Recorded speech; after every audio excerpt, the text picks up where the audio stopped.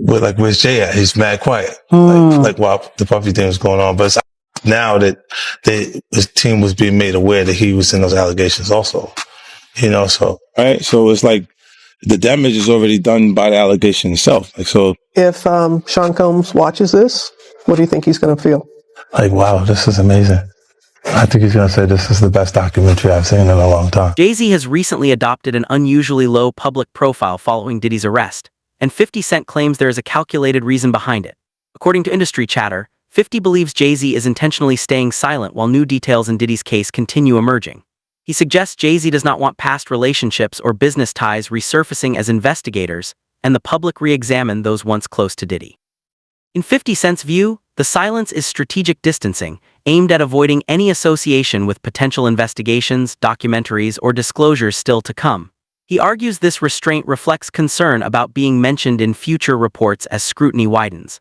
Speculation continues to grow over who else may appear in upcoming revelations tied to the case. Meanwhile, Sean Diddy. Combs is serving a 50-month prison sentence after late 2024 convictions on 2 counts involving transportation of individuals connected to the adult entertainment industry.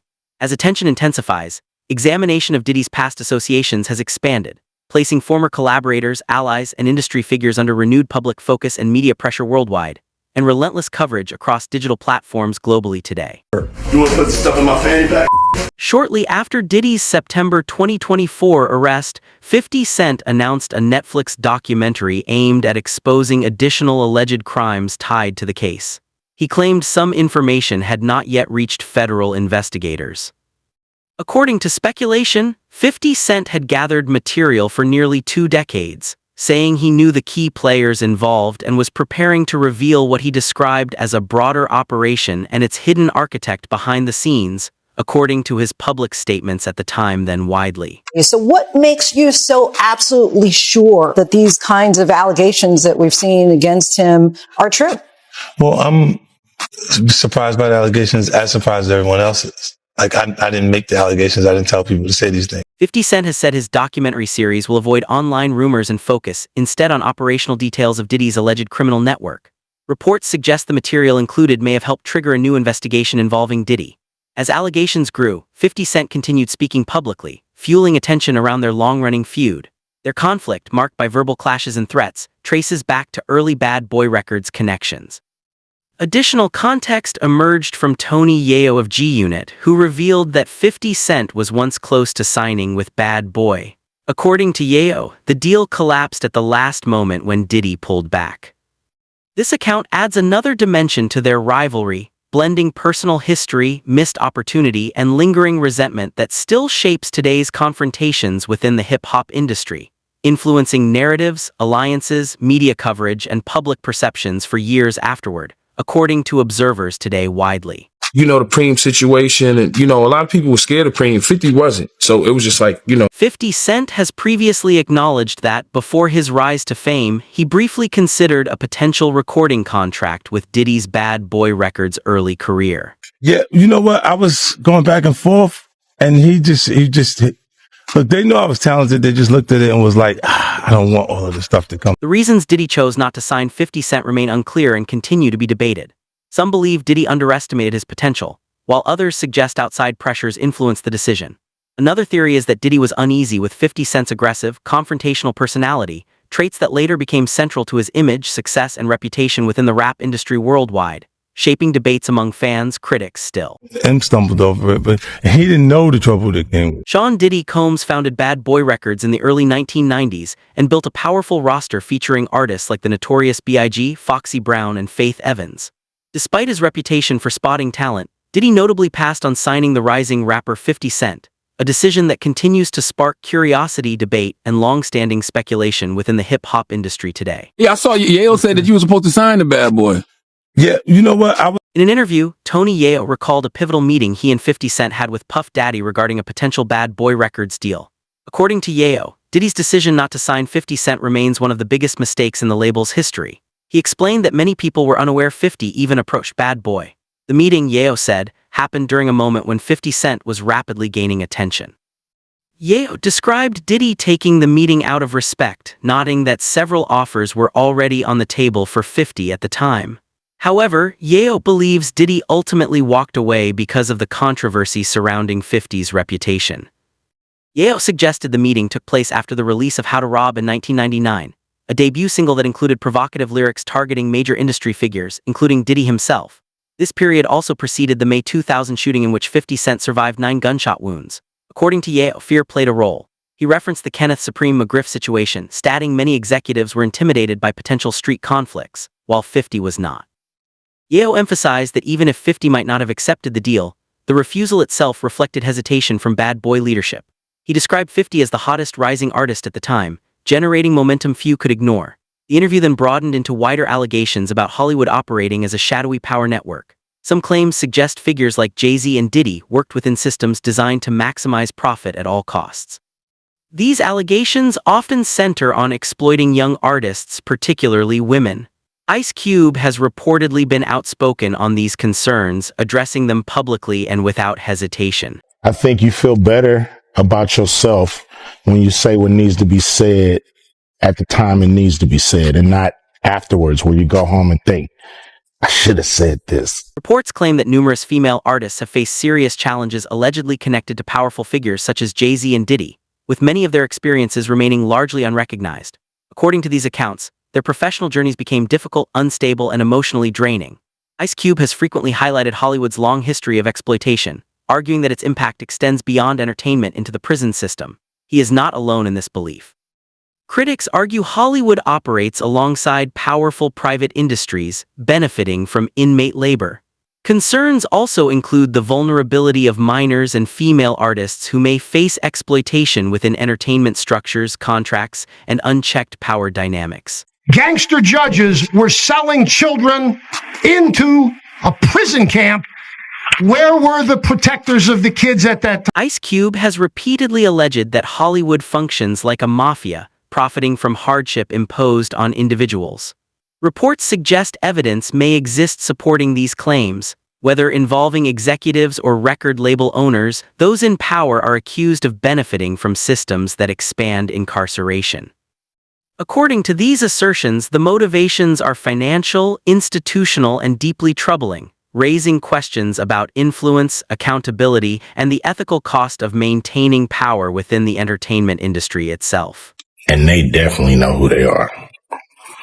A lot of people would be like, what? Who? Come on, man, stop playing. According to the rapper, the entertainment industry helps create conditions that leave young people increasingly exposed to crime and violence. He argues this environment reflects a calculated form of social engineering designed to generate profit while disregarding human cost. Kanye West has echoed similar concerns, claiming his mother and others were victims of a powerful organization he describes as secretive and harmful. Despite the seriousness of these accusations, many people appear reluctant to question or challenge the alleged group publicly. Known for his unfiltered approach, Kanye continues to voice his beliefs openly, blending controversial statements with what he considers hidden truths. His persistence has pushed these claims back into public discussion, reigniting debate about power, influence, and accountability within the culture and raising broader concerns about who truly benefits from the systems shaping modern entertainment today and in the future. People are looking over, the media has run all these stories smearing me for saying, hey, I can't be anti-Semitic if I'm a Semite. Recent comments from several high-profile celebrities have left the public confused, unsettled, and searching for context. While these statements often appear fragmented or extreme at first glance, some observers believe they reflect a deeper pattern within the entertainment industry. Allegations have circulated suggesting that certain powerful figures operate behind closed doors, engaging in secretive and morally disturbing behavior. Though no verified evidence supports claims of ritualistic activity, the persistence of such narratives continues to fuel public speculation and mistrust.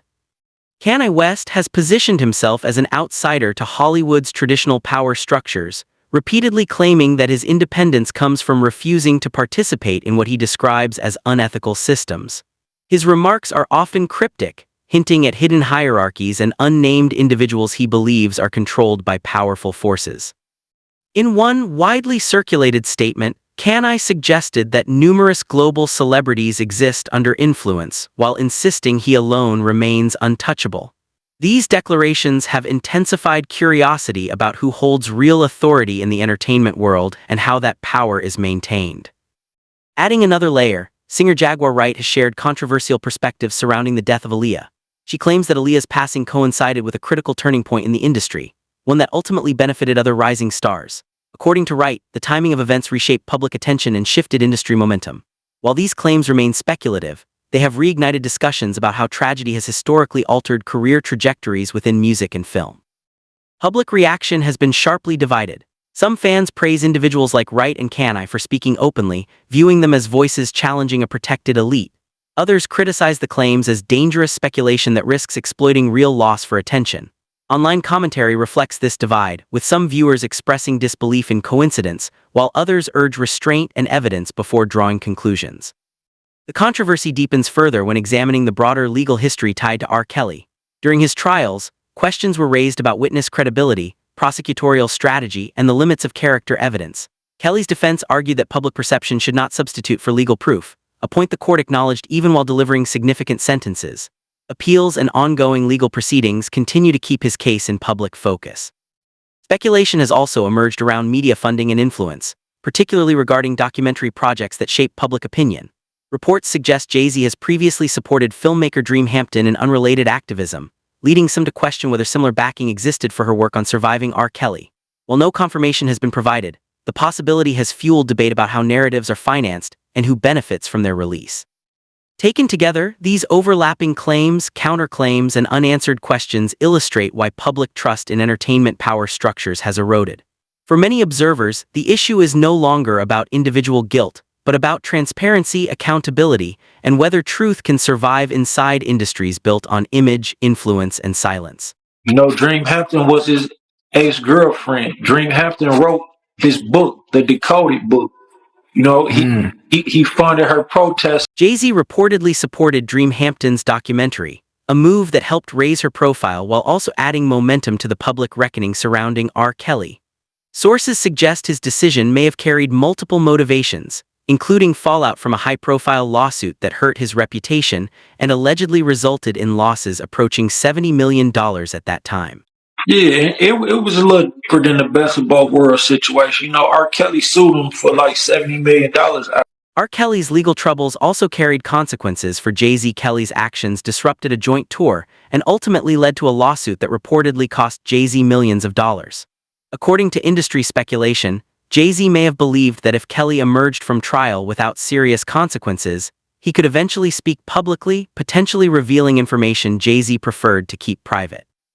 Damon Dash, who was romantically involved with Aaliyah at the time of her death, later added context to long-standing tensions. Dash stated that Jay-Z had pursued Aaliyah when she was very young, explaining that multiple people were interested in her at the same time. According to Dash, Jay-Z made repeated efforts, while Aaliyah either rejected those advances or kept him firmly in the friend zone. Dash also recalled sensing clear resentment from Jay-Z once it became known that Damon himself was dating Aaliyah. He acknowledged his own feelings for her but noted that his relationship with Aaliyah was widely recognized. Despite Jay-Z sending gifts and making romantic gestures, both men continued moving within the same social circles, even finding themselves in the same house during a 4th of July gathering. These overlapping relationships, Dash suggested, contributed to lingering animosity that followed them for years afterward and privately. So we were both going hard.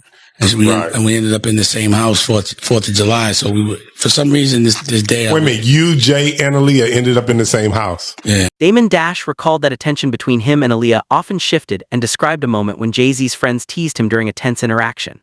Despite rivalry, reports later suggested Jay-Z dated Aaliyah briefly. Separate rumors have also circulated for years alleging Jay-Z was romantically involved with Foxy Brown when she was very young, claims discussed publicly by Wendy Williams and always framed as allegations. Critics argue that during R. Kelly's trial, Jay-Z likely understood the timing and influence of media narratives, possibly supporting documentaries that shaped public opinion before proceedings began. They point to perceived irony in challenging Kelly while facing accusations of similar conduct himself, raising questions about motive and consistency. According to commentary attributed to 50 Cent, Jay-Z is portrayed as part of a broader network of powerful figures, including Diddy, whose legal controversies are well documented. Concerns intensified around Cassie's safety after she spoke publicly, with comparisons drawn to lingering questions surrounding Kim Porter's death. Porter's sudden passing shocked the industry. Early reports mentioned unexplained factors and conflicting medical accounts before pneumonia was cited. Voices like Jaguar Wright echoed public skepticism, emphasizing ongoing fears about unchecked power, influence, and silence within Hollywood for observers. Kim died from pneumonia, but there's the first coroner's report that said that she died. It was ruled a homicide, and they found toxins in her body. Jaguar Wright suggested certain substances can mimic pneumonia symptoms, implying unanswered questions around Kim Porter's death, while emphasizing these claims remain allegations and have never been proven in court publicly. Create heart attack and pneumonia-like symptoms. TFFY went beyond summarizing coroner findings and shared claims attributed to industry insiders.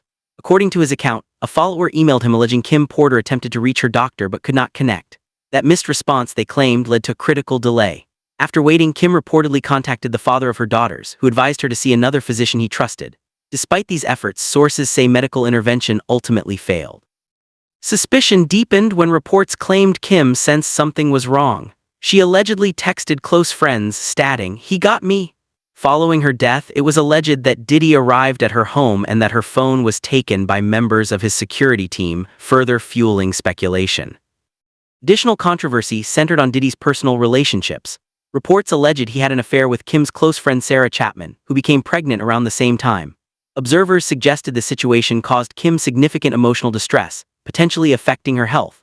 Diddy was also said to have provided Sarah with expensive gifts, intensifying tensions and adding another layer of controversy surrounding the circumstances of Kim Porter's death.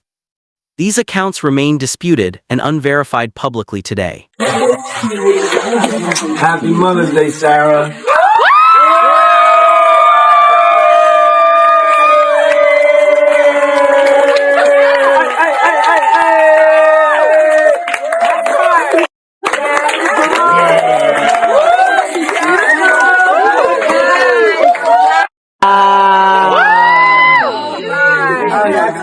Yeah, practice. Go ahead.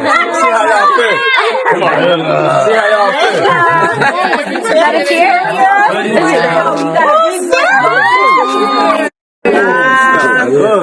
That was beautiful. That is nice. Okay, girls, do not destroy the card. Prince, that goes for you too.